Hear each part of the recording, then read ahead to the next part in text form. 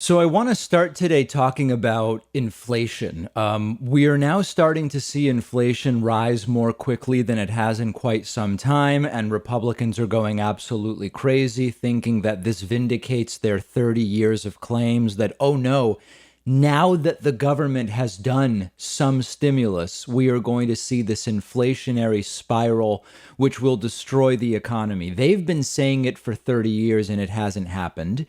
And now they are turning this recent new inflation number, not employment number, into what they claim is a vindication of the claims they've been making for the last 30 years. And somehow this also relates to Joe Biden. And we're going to get back to that in a moment. But I think it's important to understand the kind of context here. The U.S. has been, I guess you could say the word is blessed with very low inflation for a long time, steady but low inflation, the way most economists believe is ideal for an economy. And we'll talk about why a little bit later. The Consumer Price Index has now increased in April compared to a year earlier by 4.2%. And this is the most in a year over year comparison dating all the way back to September of 2008. So in about 13 years, when we compare 1 month in 1 year to that same month the year before, this is the biggest change we've seen about in the last 13 years. Economists surveyed by Dow Jones were looking for an increase of 3.6%. It came in above that at 4.2%. Now, this is really, really important to understand before we even get into the macroeconomic analysis. I do think we are seeing some prices truly increase in some areas. Lumber, for example, as far as the research I've done shows, lumber is getting more expensive in a real way, not just because of a pandemic-related statistical artifact, but much of this increase is merely a pandemic-related statistical artifact. Gas prices, for example, going up in late 2020 and so far in 2021, aside from this temporary pipeline shutdown, which is being resolved, is back on as of today. We saw one of the biggest demand collapses for gasoline in 2020 because the country shut down, people weren't driving, people weren't commuting. And then relative to that, we saw a huge demand increase later in 2020 and particularly in 2021. So the numbers we just received for inflation are April of 2021 compared to April of 2020. In April of 2020, we had one of the biggest macroeconomic demand collapses in a very long time. I don't remember when we had such a demand collapse because it was the first full month of COVID shutdown. So prices collapsed. Now we are comparing to April of 2020. And so when you look at the internals of what's driving this price increase, it's energy prices, again, hugely demand driven. Oil prices collapsed in the second quarter of 2020, where at one point oil futures had even gone negative. Now people want to travel again, people want to drive, people want to fly. Used car and truck prices are up, which makes sense as some people are going back to commuting.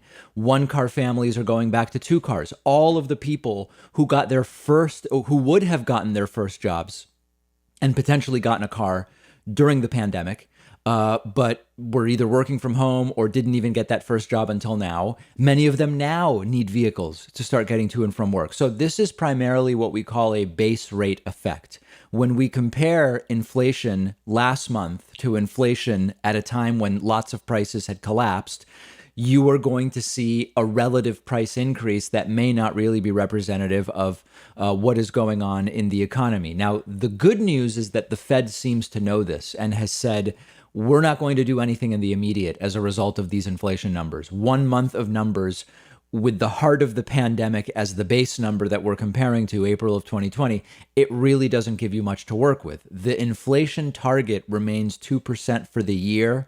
The Fed still expects that yearly inflation, year over year, will be roughly 2%. So for now, the Fed isn't going to raise rates. They're not going to make any other changes. Now, that all being said, there are actual shortages of some construction materials that will probably remain for the foreseeable future, and that's going to cost more. Renovations are going to cost more. New home prices may well cost more.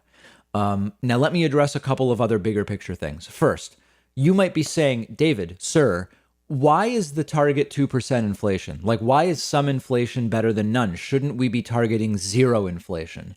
This is a very debated economic issue. But fundamentally, if you have deflation or you have stagnant prices, meaning no change whatsoever, it's an incentive for people to wait to purchase things. Now, this is a standard economic analysis. If you want to apply a totally different line of thinking to the economy, a more socialistic line of thinking, communistic, of course, you're going to have a different perspective. But in the kind of traditional economic thinking, which is, of course, only partially right, we know now that classical economics only tells us part of the story.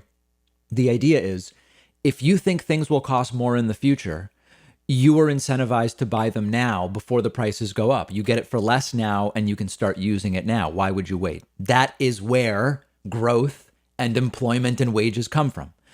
If you think things will be cheaper in the future, or at least that they won't be more expensive, you might wait to see if prices go down. And then it creates a deflationary spiral. Because you're waiting to buy, prices do go down. Businesses have to lay people off since they're not selling stuff because, remember, you're waiting to buy.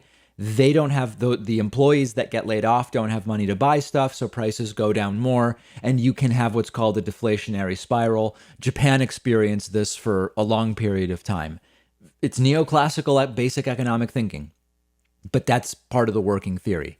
Obviously, too much inflation is bad because then people's purchasing power goes down. They can't afford stuff either. So that's where you get to this kind of happy medium of we want a little bit of inflation and predictably so. Now, last thing on this. Republicans are now claiming vindication. We told you the stimulus would make prices go up and things would get unaffordable. They said this when Biden did the $1.9 trillion stimulus.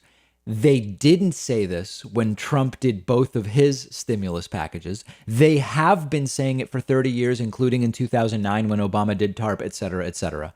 The truth is inflation throughout all of that government spending has been very well controlled and very modest and very reasonable.